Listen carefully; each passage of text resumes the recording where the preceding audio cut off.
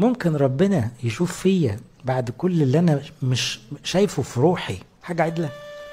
احنا اغلبنا عندنا صغر نفس، اغلبنا شايفين نفسنا وحش، اغلبنا عندنا الانطباع ده، ان احنا كل ما نبص لنفسنا نتضايق.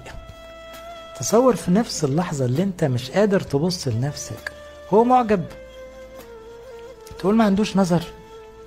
الحمد لله انه ما عندوش نظر، نشكر ربنا، لان ربنا بيشوفنا كويسين. وعلى فكرة هو مش بيكذب ولا بيبالغ، هو طلع حاجة عدلة من وسط الزبالة. ايوه هي كلها لخبطة. فهنا كأنها بتقول ايه؟ بصوا عريسي اللي حبني زي ما انا مع كل بشاعتي، بصوا عريسي اللي قبلني زي ما انا مع اني رافضاه بقالي سنوات. هي طبعا كانت بتقاوح ربنا، لأن النوع ده من البشر دايما يقول ليه خليتني أوصل لكده.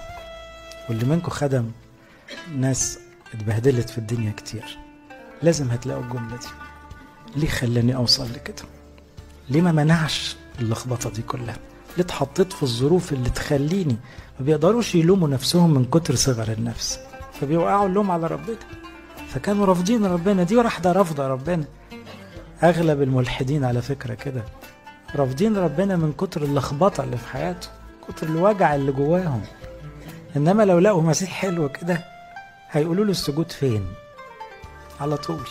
مش هيقولوا له ربنا موجود ولا لا، هي هتقفز على طول للي بعدها، أسجد فين؟ تعالوا بصوا على عريسي اللي احترمني زي ما أنا مع إن أنا مش محترمة نفسي.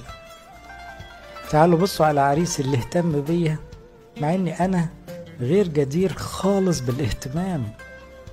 تعالوا بصوا على الرواني، داني ماء حي وانا بموت من العطش. العطش اللي من انه هو اللي فاهم انا عاوزه انهي ميه، لانها هي ما شربتش على فكره ولا هو شرب. فاهمين؟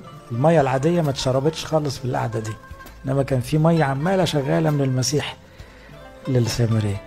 تعالوا بصوا على العريس اللي اشتراني دفع اغلى مهر فيا. المعاني دي كلها يمكن ما هي بتعرفش تقولها، بس هي عندها مشاعر اعلى من اللي انا بقوله. وبختها بالقعده دي. طب ايه رايكم ان ربنا كلكم مستنيكم في قعده زي كده؟ تفتكروا يعني انتوا يعني مش اغلى من السامريه؟ حد معطلكم ان انتوا تروحوا تاخدوا خلوه جنب البير، اي بير بقى، وتلاقوا المسيح مستنيكم يغازل فيكم يحبكم؟ احنا اللي مضيعين الوقت. انا واقف على الباب واقرع، ان سمع احد. لو طفى الموبايل بس عشان يسمعني، لو قفل الفيسبوك شويه، لو طفى التلفزيون، لو بطل خناق، لو بطل زعيق في العيال، لو بطل شغل، ان سمع احد وفتح الباب هدخله اتعشى معاه ومعايا. يعني يا خدام المسيح فكروا زي المسيح، بصوا للناس زي المسيح. انتوا بصيتوا للسامرية ازاي؟ انسانة سيئة، ازاي تكملها كده، تكلمها كده؟ انا بصيت لها مشروع كارز عملاق.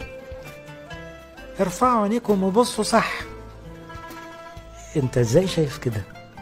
ازاي عينيك حلوة كده يعني؟ امال احنا مش عارفين نبص لبعض كده ليه؟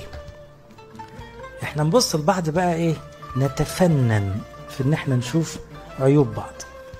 تبقى انت عمال تخبي عيبك وانا هجيبك. لا هجيبك، هعرف اشوف العيب طبعا، تقدر. بس ازاي بنعرف نكتشف اللؤم يعني؟ طب انت ما شفتش ولا حاجة عدلة؟ ده ربنا فاحص القلوب والكلى ما شافش اللؤم، شافها غلبانة، شافها صادقة، شافها نفسها تتغير، شافها بتدور على السجود بالروح، شافها احسن من التلاميذ. ازاي شفت ده كله؟ والمرأة الخاطية مطلعها احسن من سمعان الفريسي، والعشار مطلعه احسن من الفريسي، والعذر مطلعه احسن من الغني. هو انت بتشوف ازاي؟ انت كل اللي بتشوفه عكس اللي احنا بنشوفه. احنا كل اللي بنشوفه بيطلع غلط. ايوه لان القلب شرير. السامرية راحت جابت البلد كلها، والراجل الشحات الاعمى وقف قدام اصعب ناس يشهد للمسيح ومش خايف.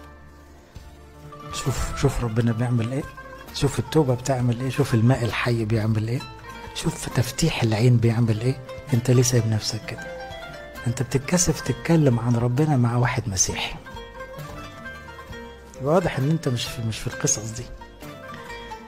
وبعدين زي اللي هيموت يشوفه، هو خلاص هو مش مصدق روحه انه فتح، فمشتاق جدا انه يشكره، لان هو عبال ما راح غسل عينيه وفتح رجع خلاص المسيح كان مشي، فهو عاوز يعمل اي حاجة عشان يشوف ربنا، مش عارف اللي في قلبه. فراح استلقاه على باب الهيكل بعد ما طردوه، في اللحظة اللي طردوه من الهيكل هو ما كانش شافه قبل كده، فلقى واحد طيب وقف له على باب الهيكل كده بيقول له أتؤمن بابن الله؟ زي اللي صوت ايه، خلي بالكم هو الصوت يميزه كويس، الصوت رن جواه، هو ده الصوت اللي قال له اذهب اغتسل. فقال له هو فين؟ قال له اللي بيكلمك.